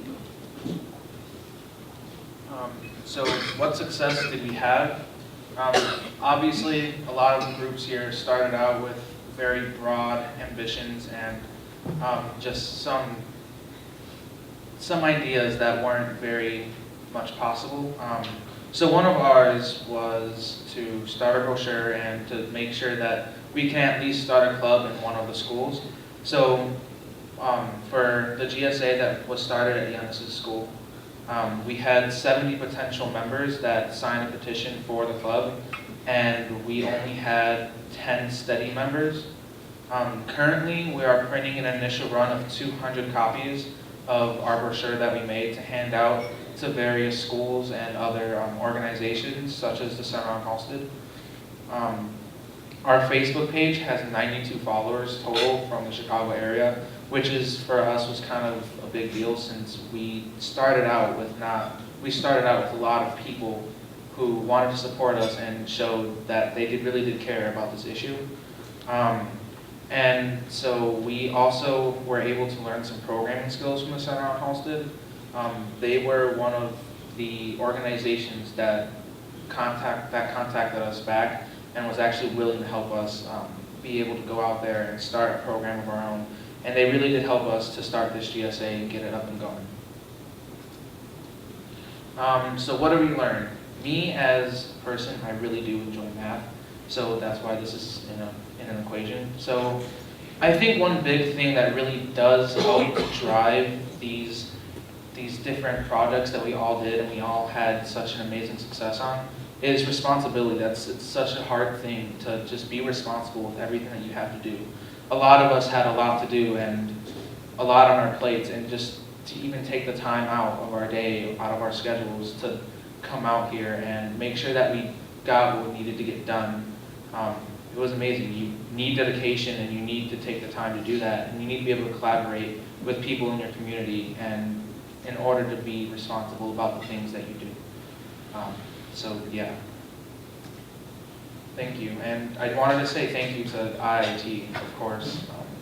They really have been a big support of us, so thank you.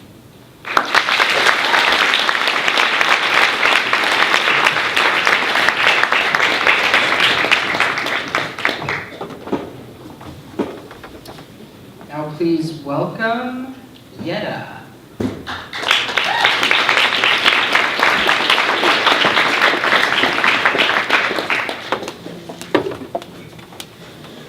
Hi, we're Project Yetta, and I'm Shadaya Kamak, and I go to Gwendolyn Brooks College Prep, and I'm a junior.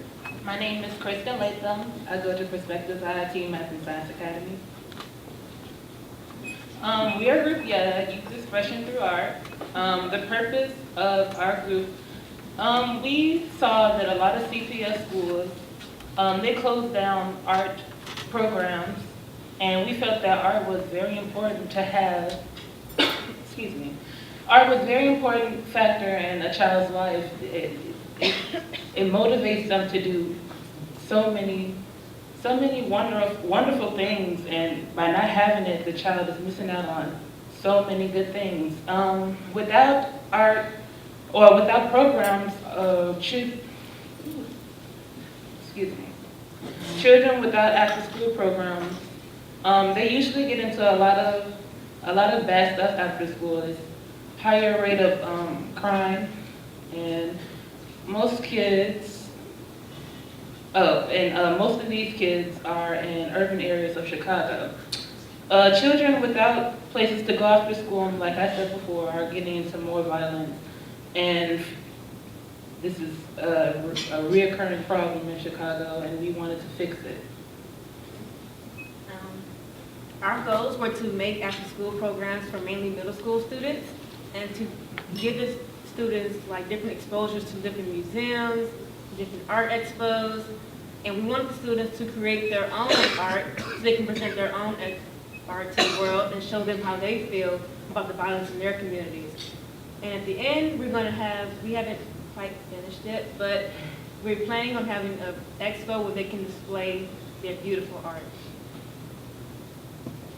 Some research that the team went to, that we visited, were the Art Institute, the Museum of Contemporary Art, and the University of Chicago Art Incubator.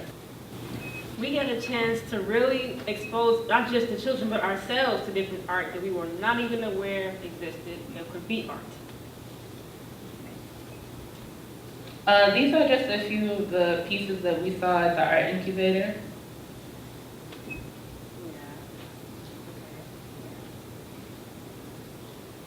Okay, so what we're doing now is each of us are signed up to volunteer in different art-based programs, which are Chicago Cares and Project Pipeline, whom we are currently partnered with, and Art Smart at Bunsen Gallery.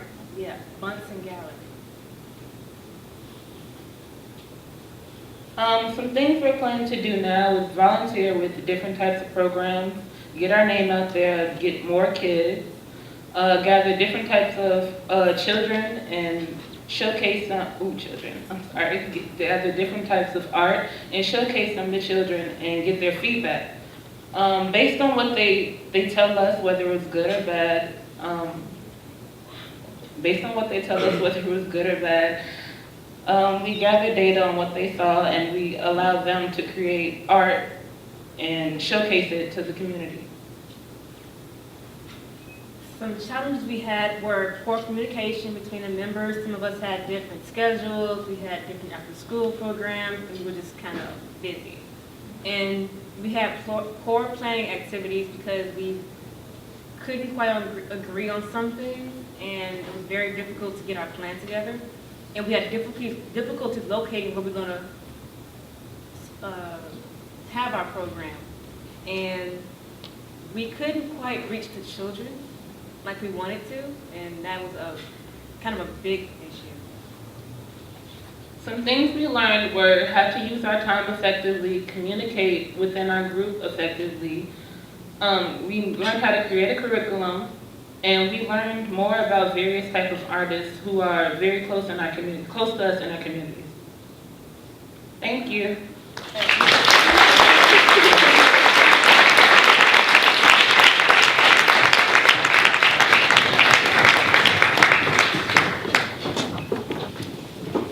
Now please welcome Yodo-E.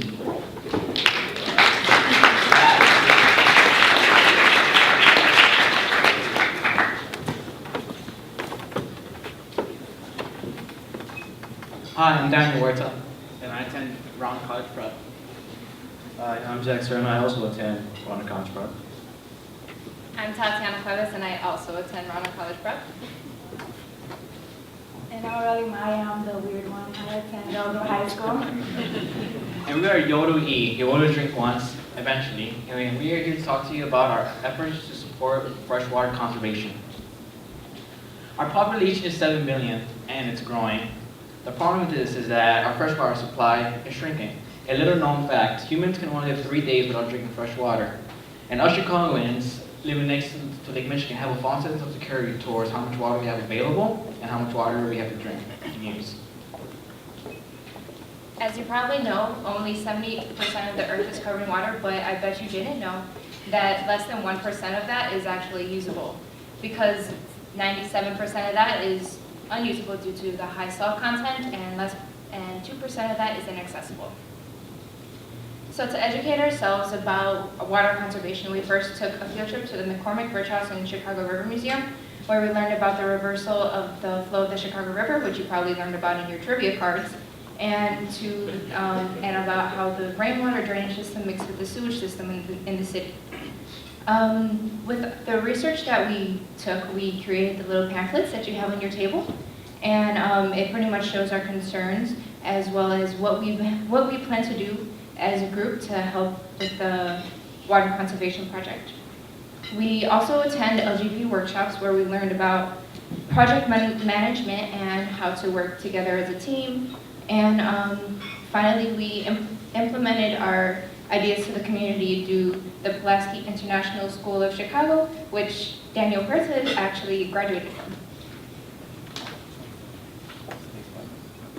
Oh, awesome.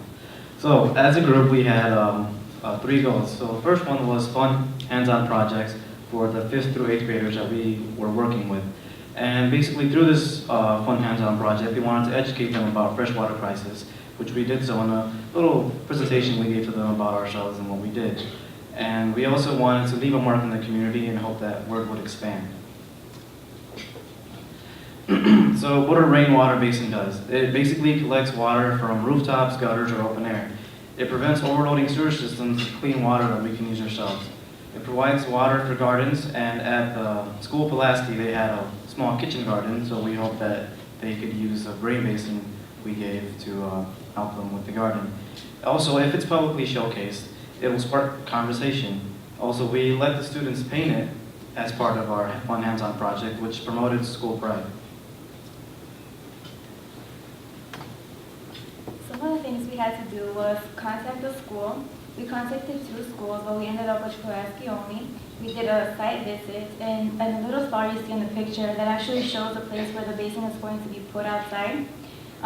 We actually also set up a project date, and in the meantime, we ordered the products that children were going to use to paint the basin with. On the day of the event, we had all YOTOE members present, so that was a great success. We worked with 10 kids in the middle school. This picture shows the students with their artistic talents painting the basin. This is the finished product. They're going to be putting it out soon because the spring showers are coming. Over here. Our challenges were scheduling the meetings. We all had very busy schedules, so we had to work around that, and we actually did bi-weekly meetings, and we met up in the weekends when people were not as busy with school and other projects. And also, as we know, Chicago's weather is very bipolar, so we had rain, cold, and snow, and to counterattack that, we did the implementation, and actually the painting of the basin inside of the school. So future endeavors, what we would like to do, YOTOE, is water filtration project at Pulaski come May 2014. And this is basically a sample project to teach students about how water technology works to filtrate our water so we can drink it. Also, as a group, we created a pre and post test, I guess you could say, to determine what the students learned during the water filtration project. We would also like to pass on the thought of YOTOE to rising juniors. We would also like to expand our reach to a larger community, and in doing so, we would like to create a prototype for YOTOE to further implement at more schools. And none of this would have been possible without our project mentor, Becca Waterloo, Ross Ludwig, Connie Ma, Mara Spons, Meg Messina, Jesse Pasino, Kathy Reed, Jose Gibaja, the IIT Boeing staff, and supporters. Thank you.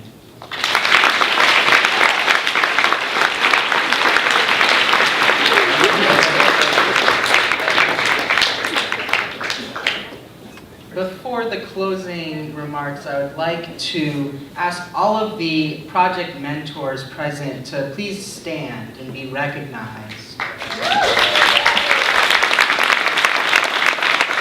You've probably heard it takes a community to raise a child, and getting these leadership grant projects done is no exception to that. And these people have generously volunteered their time at probably at least 10 hours every month working with these groups, meeting them in person, calling them on the phone, emailing them, coming to our workshops on campus, and sometimes doing the projects with them, going to the schools and giving them feedback.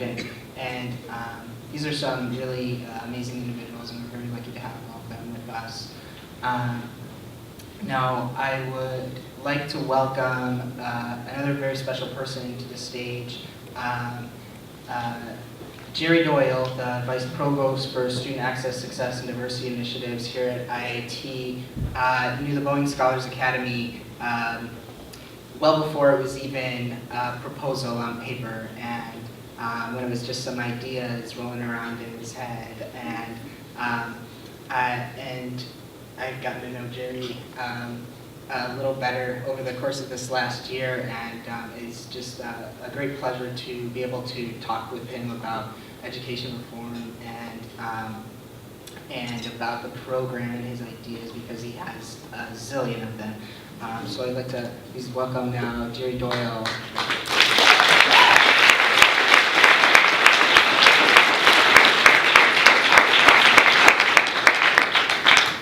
Okay, so before I get going, I want to recognize Anika and Cassandra and the entire staff from Sodexo here who've put together this whole evening. So if you could sort of give me a thunderous round of applause.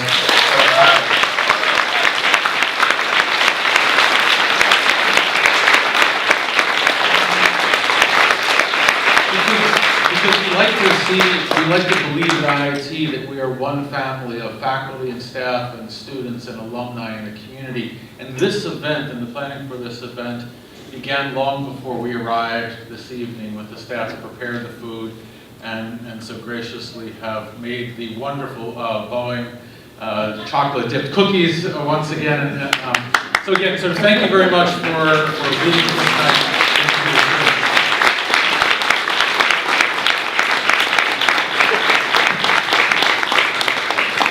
I will let Ms. Kathy Ree in the background sort of give me the "I'm talking too long" signal. But I want to begin first by a little bit of history. So 30 years ago, IIT had a program very similar to this, and it was called Early ID.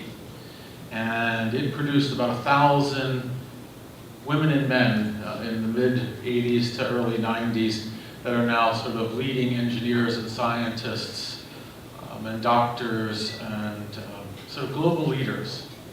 And a gentleman by the name of Nate Thomas, it was his vision, and he brought that to IIT. And if you ask people in the city of Chicago, Early ID was a momentous occasion of young scholars coming together. And then institutions go through change, and Early ID went away.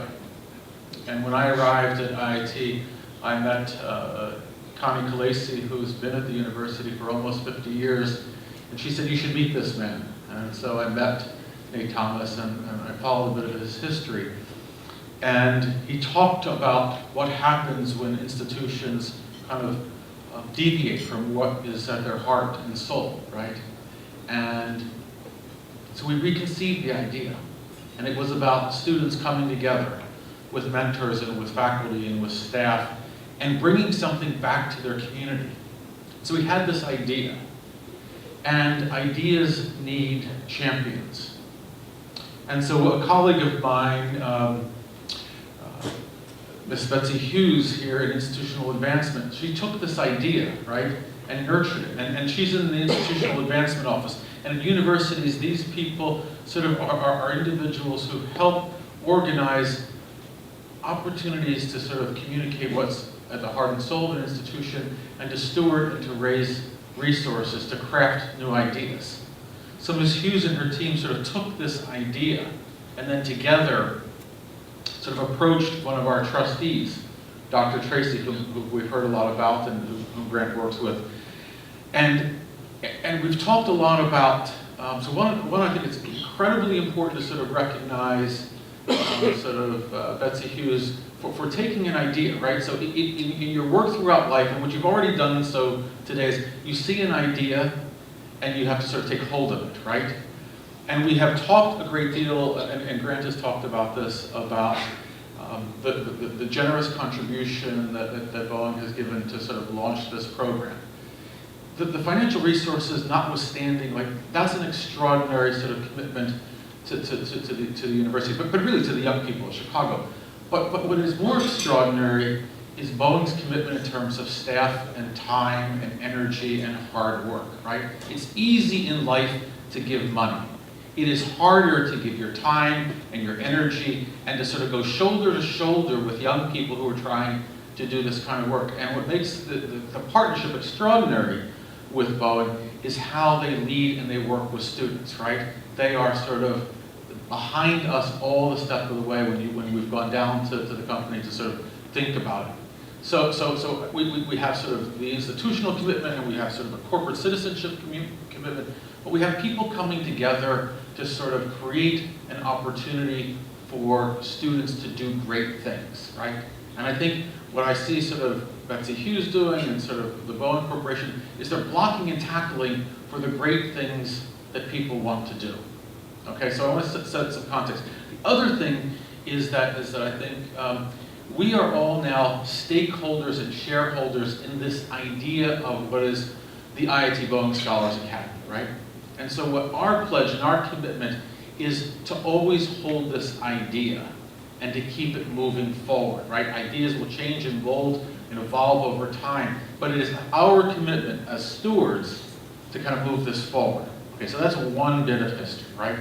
So I want to say on behalf of President Anderson and Alan Cram, who's the provost. So if President Anderson, unfortunately he couldn't be here today, but what he would want you to know is that he was sort of among the first people in his family to go to college. He earned a PhD, and his advice to you would be to follow your dreams, right? And to believe and ask who in this room will be sort of the next trustee or the next president of the university. Follow your dreams and be open to the possibilities that are there, and surround yourself by good people. His other bit of advice would be, he loves technology, right? I mean, he's leading sort of one of the world's best technology universities. What he would say is, what we need to do when we come together is we need to talk to each other. We need to listen. This is why we come together in person tonight, and which is why we're not doing it over Skype. Because he said, when you have disagreements, when you have concerns, when you believe in stuff, you need to come together. Do not hide behind electronics or social media or anything else. Come together. And if it means getting on a plane, going halfway around the world for 24 hours, you do that. It is important to be in person, right? The provost, Alan Cram, gentleman sort of born in Scotland, sort of coming here, he would say, have fun. But he would also want you to know that many of you may work one day in a country that you have not yet visited, in a language that you have not yet learned. And he would challenge you to be courageous. As Grant said, to be fearless. He would say, take up the work that others are unable or unwilling to do, right? And what you've learned today in terms of the working together as teams, you need to go shoulder to shoulder with people, right? And he would say, that's what it means to be in community. It means to be fearless. And to be fearless, you need to have a team, right?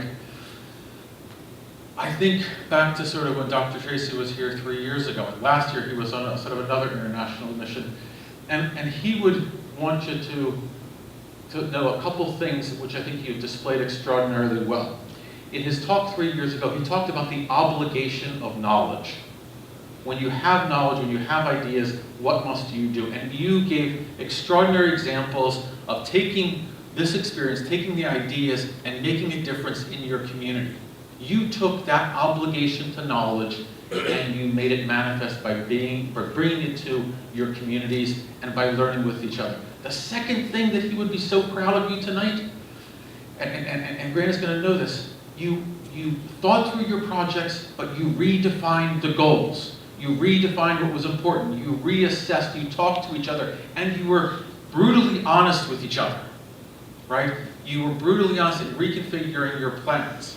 And that's a tough thing to do in this world. It's a tough thing to do when you're students. It's a tough thing to do when you're a major corporation. You're running sort of a global corporation.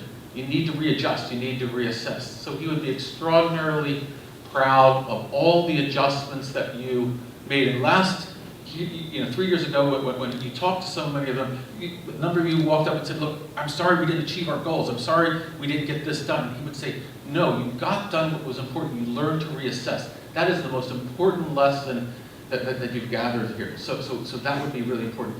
He would also say that being empathetic is really important and collaborating. So those three individuals, I think, would share those kinds of words with you, and I think it's really important to understand kind of our history. I think Ross said it right, so there are always a lot of ideas that are kind of rolling around in my head, but I couldn't be more blessed than to be with this team of individuals that brings this forward. And so I thank you for all of your efforts and for bringing this vision forward and sort of for honoring the opportunities that have been given to us. Finally, I would again like to echo the words that my colleagues have said about sort of the mentors and the faculty involved, but I'd also like to recognize again Mr. Bob Anderson. I think if you are in the rooms when he is delivering feedback to your sons and daughters, you would maybe be a bit shocked by how brutally honest he is with your sons and daughters. But I think what they know, what they have, am I telling you the truth, kids? Okay, but what you've learned is what it means to have someone so deeply care about your success. Everyone in this room is extraordinary. As Megan said, you are all good. We've seen from the project that you are better than good. But what happens with good students is, unfortunately, we just continue to tell them that they are good and that this is sufficient. Bob Anderson says, this is good, this is great, but it can be extraordinary. And let's work together to get there. So, Mr. Anderson, Professor Anderson, thank you for helping us be extraordinary. Everyone, thank you very much for a wonderful evening.